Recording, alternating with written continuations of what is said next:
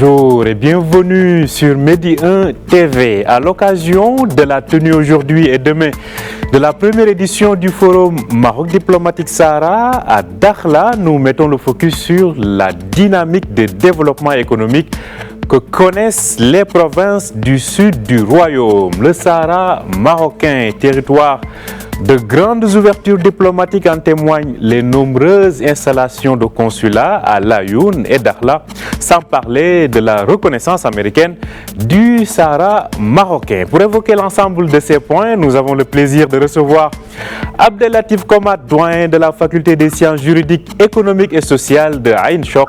Il est en direct avec nous depuis Casablanca. Bonjour professeur. Bonjour, monsieur Omar. Ce que je voudrais tout d'abord préciser, que je ne suis pas à Casablanca, je suis à Dakhla. Vous êtes à Dakhla. Oui, je participe à cet important événement. Effectivement, c'est bon à signaler. Donc, depuis les provinces du sud du royaume, vous participez à cet important événement qui symbolise, à vrai dire, le développement qu'est en train de connaître les provinces du sud. Effectivement, en fait, c'est un grand événement qui tout d'abord, il coïncide avec la fête de l'indépendance, et ça, c'est un symbole de premier plan. Et puis, bien évidemment, l'objectif est de mettre l'accent, comme vous l'avez dit, sur l'essor économique que connaissent les provinces du sud du Maroc.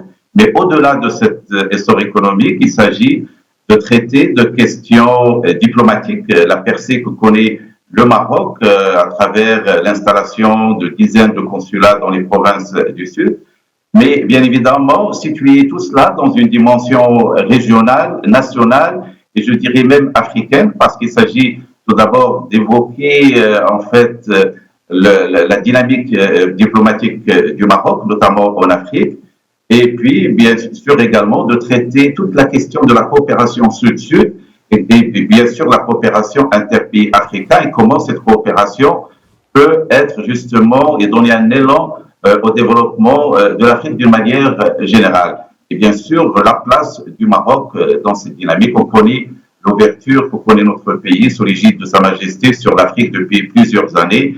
Aujourd'hui, nous avons un certain nombre de résultats, aussi bien sur le plan politique, économique que diplomatique. Des retombées donc et des avancées importantes qui sont notoires. Alors, cela dit, aujourd'hui, on se rappelle lors du 40e anniversaire de la célébration de la marche verte, le roi Mohamed VI avait annoncé d'importants projets. Faire de Dakhla un hub à destination de l'Afrique subsaharienne en dotant notamment les provinces du Sud d'infrastructures capables d'assurer et de jouer ce rôle économique-là. On pense notamment au port Dakhla Atlantique, mais aussi à la voie express qui relie Tiznit aux provinces du Sud. On pense aussi à cet élargissement, cette extension de l'aéroport de Dakhla appelé à devenir un futur hub aérien. Globalement, où est-ce qu'on en est aujourd'hui? Donc il faut rappeler que les régions, les provinces du sud du Maroc ont connu leur nouveau modèle de développement depuis le discours historique de Sa Majesté de novembre 2015. Et qui, à partir de début 2016, a donné lieu à un plan de développement sur la base de contractualisation qui a mobilisé un budget initial de 77 milliards de dirhams. Et depuis lors, plus de 700 projets sont mis en place, en cours d'être mis en place au niveau des provinces du Sud. Alors, bien sûr, il y a les grands projets d'infrastructure que vous avez évoqués. Bien sûr, il y a le port de Dakhla avec 10 milliards de dirhams. Il y a, bien sûr, l'accès routier Tiznit-Dakhla avec plus de 8,5 milliards de dirhams. Il y a la région, plutôt la zone industrielle, là également pour la valorisation des produits miniers. Il y a bien sûr les produits halieutiques, mais également il y a beaucoup d'infrastructures sociales. Aujourd'hui, les régions du Sud, ils sont dotés d'infrastructures sportives, culturelles, et tout cela donne lieu à un développement intégré, global et inclusif. qui bien sûr donne une importance à l'aspect infrastructure économique, mais également à l'infrastructure sociale, parce que Sa Majesté, en fait, a beaucoup insisté, tout d'abord, pour faire des régions du Sud un modèle de régionalisation avancée, notamment en faisant participer la population au niveau des prises de décision et des orientations stratégiques, mais également en faisant bénéficier ces populations des richesses de leur territoire. Et donc, qu'en est-il en termes d'avancement de ces projets? Il faut dire que pratiquement l'essentiel des projets ont été réalisés. Il y en a qui sont en train d'être réalisés. Bon, bien sûr, il y a l'axe routier que vous avez évoqué, on est au stade final. Le port, tout est prêt aujourd'hui pour le démarrage, c'est vrai. Ça va demander quelques années parce que c'est un grand projet, 7 à 8 ans. Le reste des projets infrastructurels, ils sont achevés. D'ailleurs, une évaluation a été faite il y a plus d'1 an et demi et a révélé que plus de 70 à 75% des projets ont été déjà réalisés. Entre-temps, le taux a évolué et certainement aujourd'hui, on serait aux alentours de 85% minimum par rapport à l'utilisation du budget global qui, entre-temps, a évolué de 77 milliards de dirhams. Aujourd'hui, il est à de 83 milliards de dirhams. En tout cas, d'importants donc projets en cours de réalisation. Je retiens ce chiffre, 77 milliards de dirhams investis donc ces dernières années pour la réalisation de plus de 700 projets. Alors, parlons de ce rôle de hub. On en a parlé ici et c'est important parce que ça fait l'actualité. La semaine dernière, il y a eu pas mal d'événements importants, notamment les Africa Days. Aujourd'hui, comment sentez-vous réellement que ces provinces du Sud sont en train de devenir un hub à destination de l'Afrique subsaharienne? En fait, d'ailleurs, nous avons en fait une des tables rondes, elle est consacrée à la coopération Maroc-Afrique et nous avons l'honneur de recevoir à Dakhla 3 ambassadeurs de pays africains, notamment le Cameroun, la Côte d'Ivoire et le Tchad, et qui vont justement témoigner et évoquer cet élan de la coopération Maroc-Afrique. Alors, la dynamique, elle est là. Tout d'abord, bien sûr, c'est une dynamique diplomatique et on a vu que plus de 22 consulats ont ouvert leurs portes dans les 2 villes de Dakhla et de Laayoune et bien sûr également le consulat américain donc, qui est décidé depuis maintenant 1 année et la reconnaissance de la marocanité du Sahara par les États-Unis. Donc c'était un grand événement diplomatique. Bien sûr, il y a également des pays arabes. Alors cet élan diplomatique, il est là. Alors, le deuxième élan, c'est un élan économique. Alors, vous savez que notamment, en fait, la décision américaine avait comme vocation, comme première priorité, l'élan économique. D'ailleurs, le noyau dur du travail du consulat américain sera orienté vers l'économie, d'une part pour faire de les régions du Sud, justement une plateforme de développement régional pour la région elle-même, mais également à partir du Sahara marocain, initier des projets de coopération, je dirais tripartite, les États-Unis, le Maroc et le reste de l'Afrique, avec un budget de plus de 3 milliards de dollars. Donc, en fait, il faut dire qu'aujourd'hui, les choses se préparent parce qu'il y a un préalable à un essor économique, c'est le côté infrastructurel. Aujourd'hui, nous avons un grand port en construction, nous avons un aéroport international, plutôt, je dirais, celui de Dakhla et celui de Lyon qui accueille régulièrement des vols de l'Europe et d'autres pays. Nous avons en fait des zones industrielles qui sont mises en place et nous avons également un élan d'investissement qui aujourd'hui est en train d'être mis en place à travers la dynamique des centres régionaux d'investissement, donc bien sûr celui de Dakhla, de Lyon, ils sont très dynamiques et on a évoqué en fait dans d'autres cadres des élans en termes de création d'entreprises dans ces régions.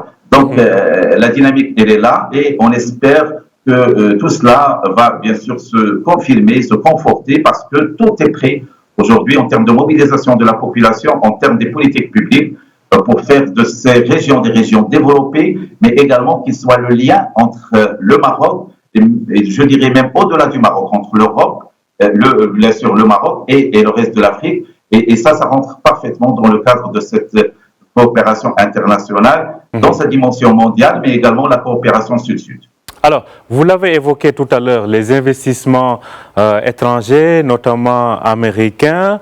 Justement, aujourd'hui, il y a une nouvelle donne qui a été annoncée lors du dernier discours du roi Mohamed VI, à savoir que certains pays qui ont des positions assez ambiguës, il n'est désormais pas question, en tout cas, de conclure des accords avec eux, si cela ne concerne pas donc les provinces du sud du royaume. Dans cette dynamique-là, comment voyez-vous l'avenir et l'attractivité de cette région-là?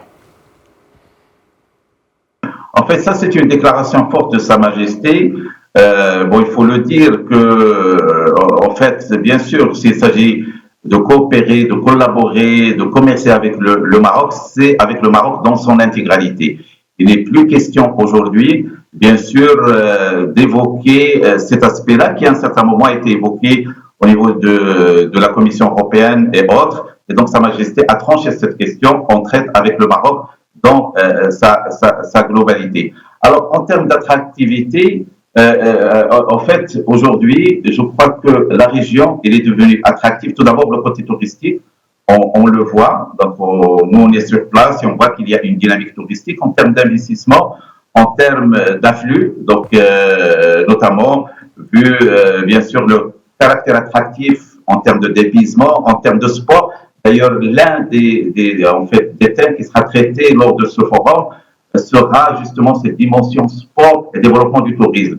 Et on sait que la région de Dakhla, notamment, regorge de possibilités, notamment sportives, qui sont, je dirais, très, très attractives. Alors, sur les autres secteurs d'activité, bien sûr, là également, il y a un élan qui se développe dans le domaine des énergies renouvelables, dans le domaine des dessalement de l'eau, dans le domaine de la valorisation des produits halieutiques, de la pêche.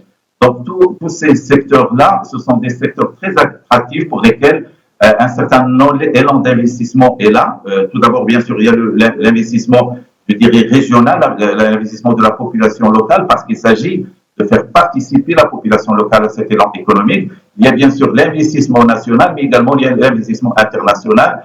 Et je crois que ces régions-là offrent des opportunités très, très importantes parce qu'il y a tout à faire. Et puis, ils offrent une nature très attractive et puis, bien évidemment, des potentialités en termes de création de valeur qui, aujourd'hui, sont reconnues. Et bien sûr, il y a un afflux qui va se confirmer dans l'avenir. Alors, Abdellatif Khomat, on voit tout cela donc en tant que résultat sur le plan diplomatique. Justement, aujourd'hui, en termes cette émergence, cet essor économique des provinces du sud du royaume, ce rayonnement en cours, en tout cas, que l'on voit, quel message, quelle portée stratégique contient-il à destination de la communauté internationale, mais aussi de certaines parties qui sont impliquées dans ce différend régional? En fait, le premier message, c'est le pragmatisme.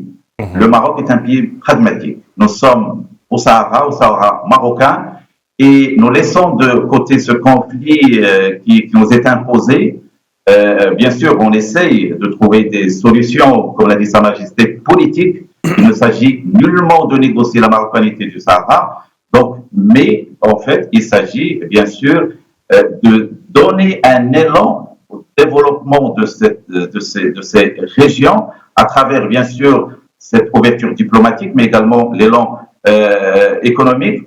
Et je crois que c'est la meilleure manière justement de faire participer la population. D'ailleurs, on l'a remarqué, le taux de participation aux élections le plus élevé au niveau national, qui était de 68%, c'était dans la ville de Laayoune, la région de Laayoune. Donc là, il y a bien sûr une adhésion, une participation très, très active. Alors, s'il s'agit de parler de messages, c'est que le Maroc aujourd'hui est reconnu comme une plateforme stratégique qui aujourd'hui joue un rôle très, très important en termes de connexion entre les grands pôles économiques au niveau mondial, entre la Chine, les États-Unis, l'Europe, et une ouverture de ce pays vers l'Afrique.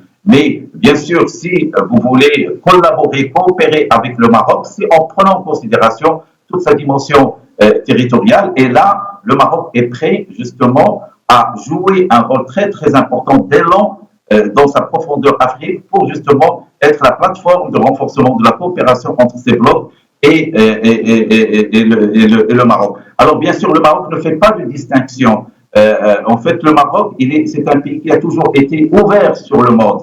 C'est un pays qui s'est internationalisé depuis des siècles.